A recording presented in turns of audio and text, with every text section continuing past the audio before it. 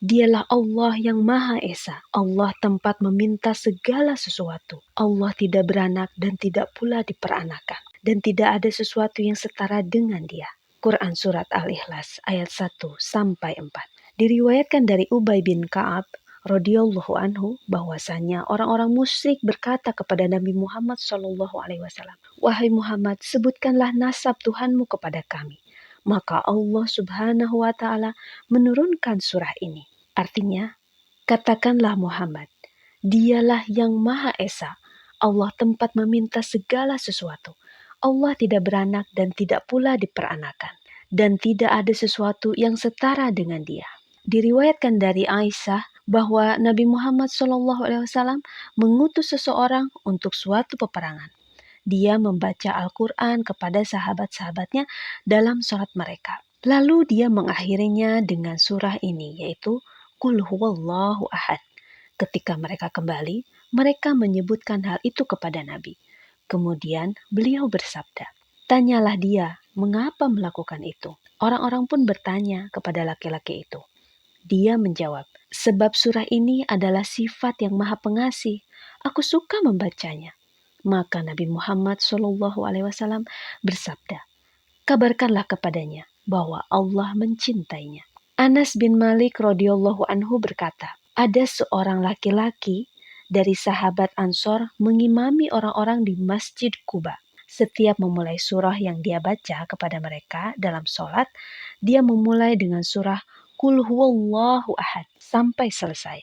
Kemudian dia membaca surah lain dengan surah tadi. Dia melakukan hal itu di setiap rakaat.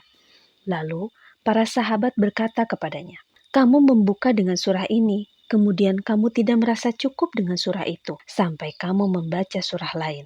Padahal kamu bisa membacanya, bisa pula tidak membacanya, dan membaca surah lain." Lalu dia berkata, "Aku tidak akan meninggalkannya. Jika kalian ingin aku mengimami kalian dengan itu, maka aku lakukan. Kalau kalian tidak suka, maka kalian bisa meninggalkannya." Mereka melihat orang itu adalah yang paling mulia di antara mereka. Mereka tidak suka diimami oleh orang lain. Ketika Nabi mendatangi mereka, mereka mengabari beliau tentang ini. Lalu beliau bertanya, "Wahai Fulan, apa yang menghalangimu melakukan apa yang disuruh oleh sahabatmu?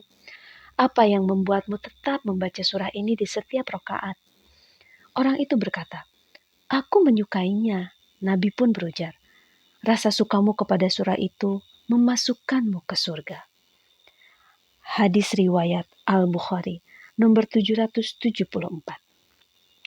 Rasulullah Shallallahu Alaihi Wasallam mengabarkan bahwa surat ini sebanding dengan sepertiga Al-Quran.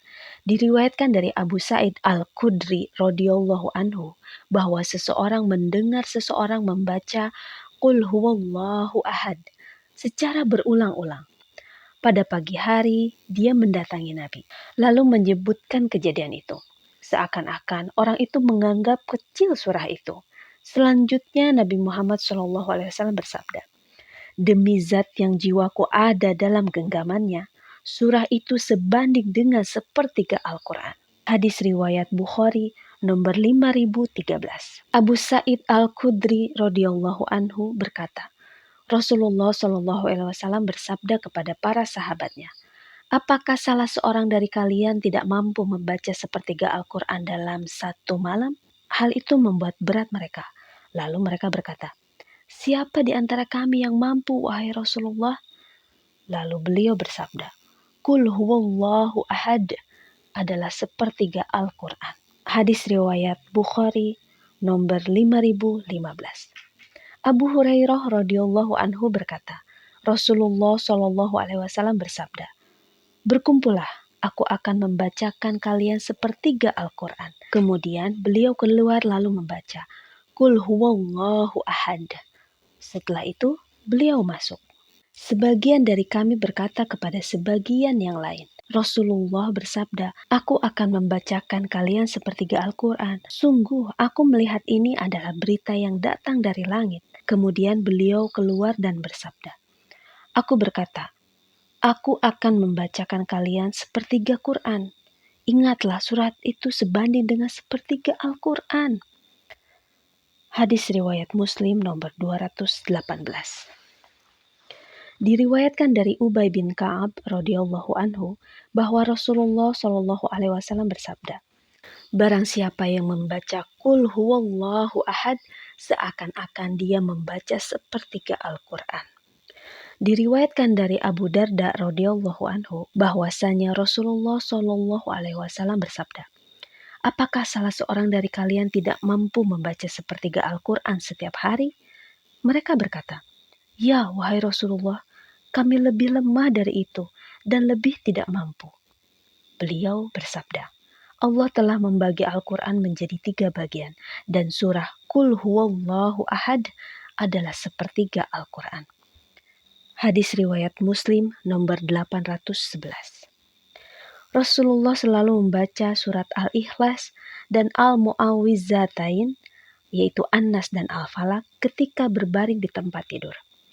Aisyah berkata, Rasulullah Shallallahu Alaihi Wasallam ketika hendak tidur setiap malam mengumpulkan kedua tangan beliau, kemudian meniup keduanya dan membaca Qul huwallahu ahad, Qul a'udzu birabbil falaq, dan Qul a'udzu birabbin nas.